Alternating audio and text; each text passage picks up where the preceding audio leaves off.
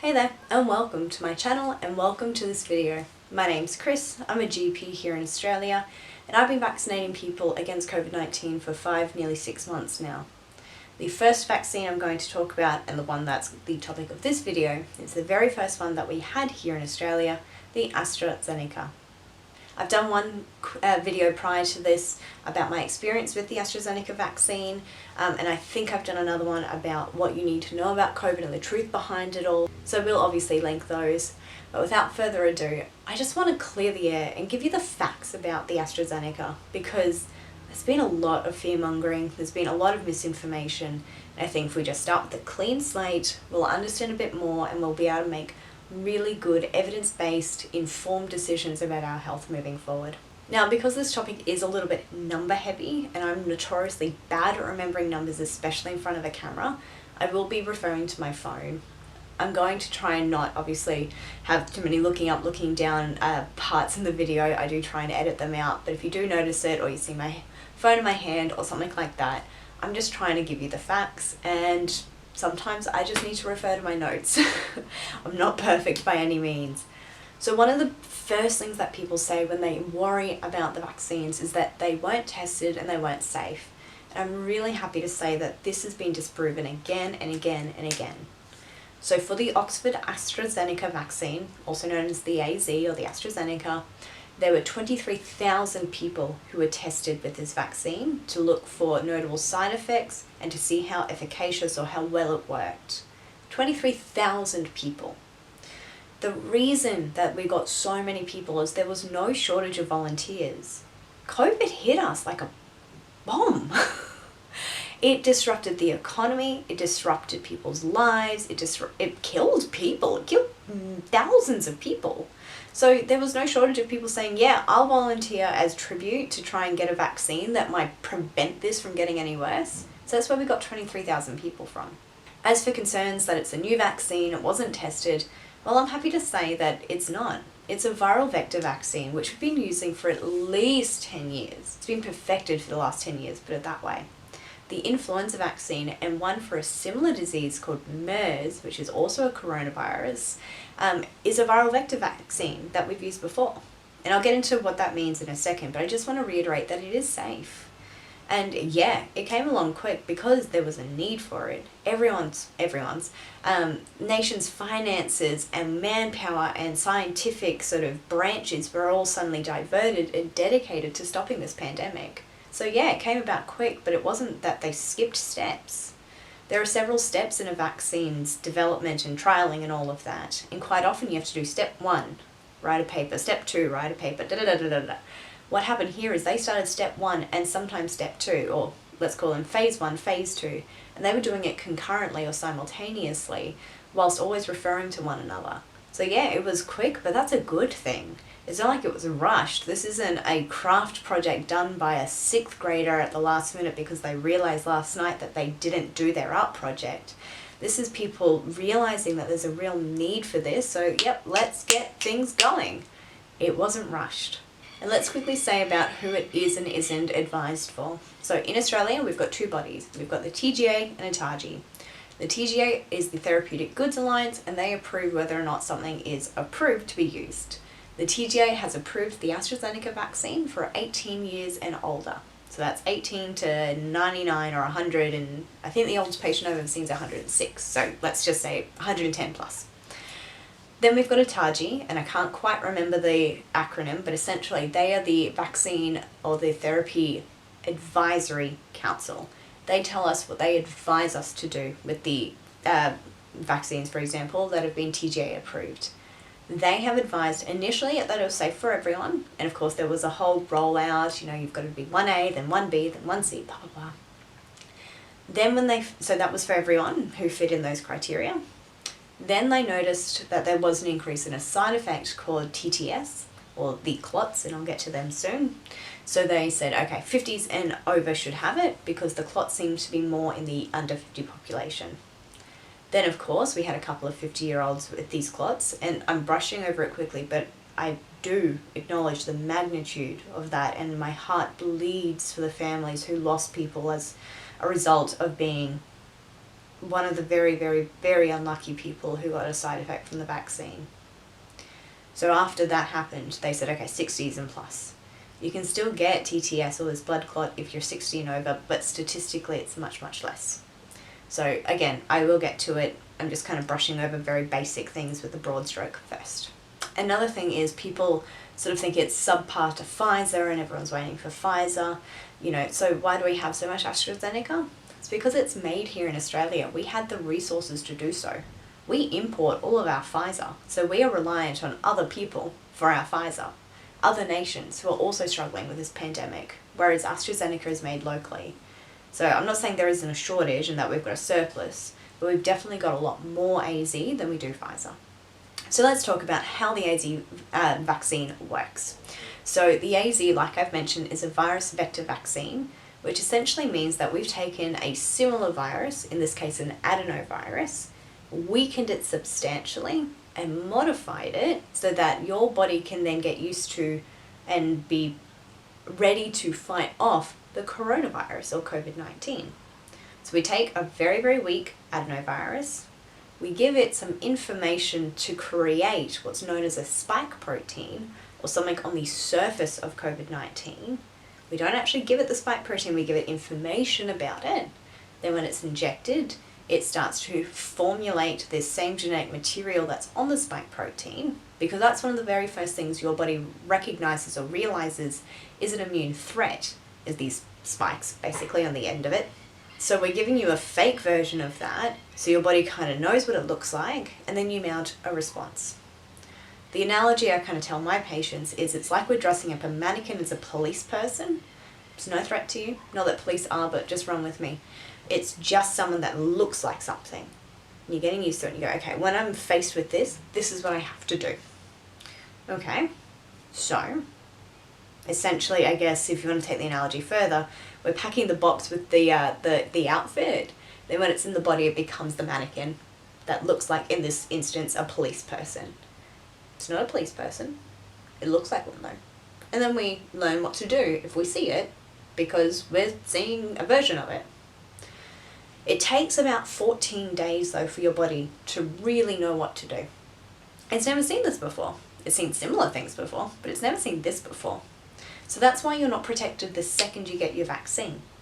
It takes 2 weeks at least, and it takes 2 doses, because that collapses and your body goes, I think I remember what that police person looked like, but I'm not too sure.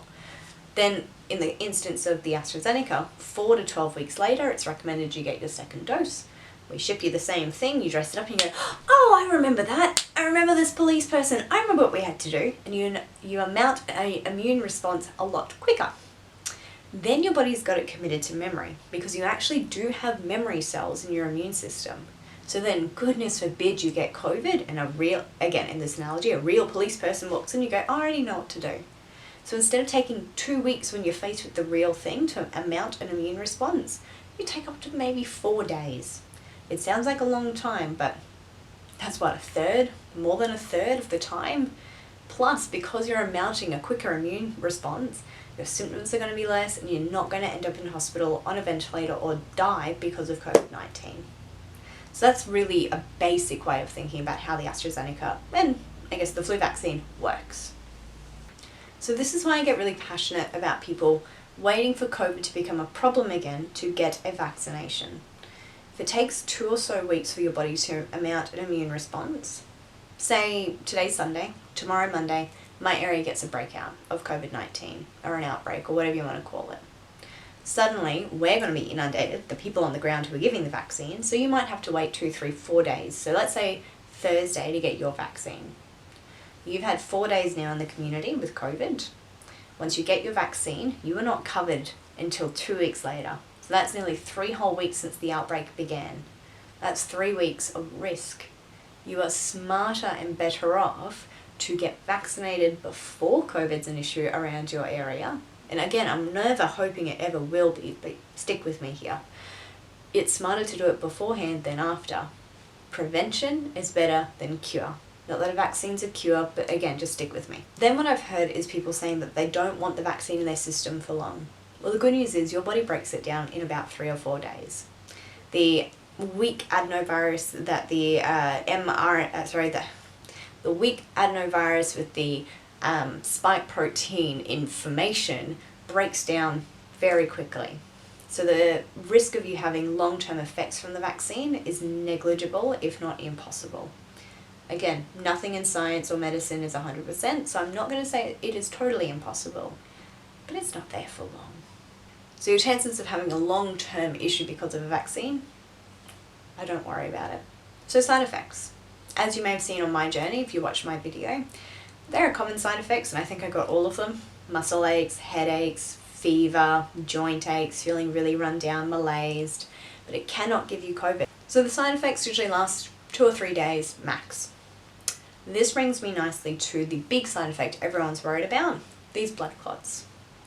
To make it very clear, these blood clots that we're concerned about with the AstraZeneca vaccine are not the same as blood clots that you get if you're pregnant, on an estrogen-containing contraceptive pill, from long flights, from trauma or surgery, from long car rides or being bedridden. Those are deep vein thromboses. They are clots because of one of 3 things. It's called Verko's triad. I'm not going to go into it, but essentially it's trauma, stasis, and coagulopathy, like clotting issues. They usually form in the calf of the leg, so lower leg, in the deep veins because of the name. Then they can fragment, travel off, and cause blood clots in the lungs or the heart, pulmonary embolus, and very rarely cardiac issues like heart attack. What I'm talking about and what's related to the AZ is this TTS, thrombosis with thrombocytopenia syndrome. What this means is that all of your clotting basically happens at once, so that's the thrombosis part of it. Then you get what's called thrombocytopenia. So you've used up all of your blood clotting abilities, and suddenly you're at high risk of bleeding. So that's TTS. TTS occurs in one of 2 places. The central venous sinus, which is in the brain, so that's CVTS. CVST. Or in the abdomen and the splanchnic veins. And so that's idiopathic splanchnic thrombosis. So the signs and symptoms of them, really severe headache, blurred vision, inability to walk, weakness in the arms, legs, or anything that might mimic a stroke. You would very clearly seek medical aid for that anyway. And in the abdomen, severe abdominal pain, vomiting, basically anything where you think, oh, something's not right. These normally occur 4 to 42 days later, but often in the first month. And when I say often, it's exceedingly rare. To make something else clear, it's not just the AZ vaccine that gives you this risk. Any vector-borne vaccine can. So let's talk stats. So the risk in general, it varies from age group to age group, but it's about 1 in 100,000, or a 0.001% chance that you could get this.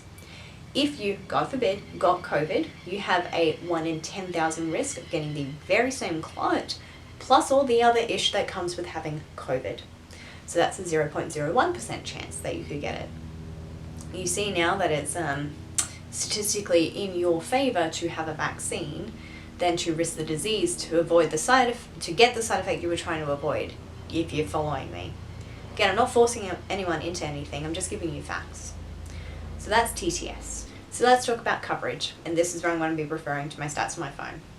So after 2 doses of the AstraZeneca, you're about 75% covered against hospitalizations and subsequent death against the Alpha strain, and you are 67% covered against the Delta strain for the same things. So there is something out there, misinformation saying that the AstraZeneca doesn't cover against Delta. It does, just not as well, because Delta came after we formulated our vaccines. These may seem less than Pfizer. Pfizer is about 93% against Alpha and 88% against Delta, but the best vaccine for you is the vaccine that you can get. Like I said, we have a shortage of Pfizer here in Australia. We may eventually get Moderna. I think at the moment it's looking like it early next year. We still have 4 months left of this year and 1 massive outbreak, and we've had 3 other states or areas in other states locked down in the ACT, Victoria and Southeast Queensland. So I don't know if we want to wait 4 months for maybe another vaccine. So remember that one of the aims of vaccination is to prevent the hospital systems from becoming overwhelmed. In my town, we have 5 ventilators in a population of about 120,000. 5 ventilators. If we get COVID here, and we've only had, I think it's 10 to 20% of our population is fully vaccinated, which is frustrating, but anyway. 80% of our population is then at risk, so 80% of 120,000, let's just argue and say that's about 80,000 people, because my brain math, 80,000 people. If 5% of them end up in ICU, 5% of 80,000 is more than 5 people on a ventilator. What we're trying to do is not overwhelm our hospitals. That's not just our staff, because it is also our staff. It's not just that we don't have beds, it's that we don't have resources, we don't have medications, we don't have anything if we're overwhelmed. And COVID's not the only thing out there. We still have people who are sick for other reasons. Car accidents, cancers, infections, trauma. There is still everything else out there that we were dealing with before. And not to sound too cynical, but we weren't doing so good before COVID either, with always being bed blocked, meaning we couldn't accept anyone into the hospital because there was literally not another bed in the hospital. And if there was a physical bed, there was no one to look after you. And now COVID's hit. And COVID's been sticking around. And we're still overwhelmed. So think about it. If you are over 18, you don't have immediate access to Pfizer, have a chat with your doctor about whether or not you would be eligible or worth looking at having the AstraZeneca vaccine. You may want to roll the dice and say, I'll wait for COVID to get here, and that's fine. You now know the facts. You can make that decision. But think about your fellow man. Think about what would happen if catastrophe hit near you. Can you wait 2 to 3 weeks to have even marginal protection against this virus? My name's Kris. This has been my talk on the AstraZeneca vaccine, and I will be with you very, very shortly to chat about the Pfizer vaccine. Until then, stay safe and stay healthy, and I will see you then.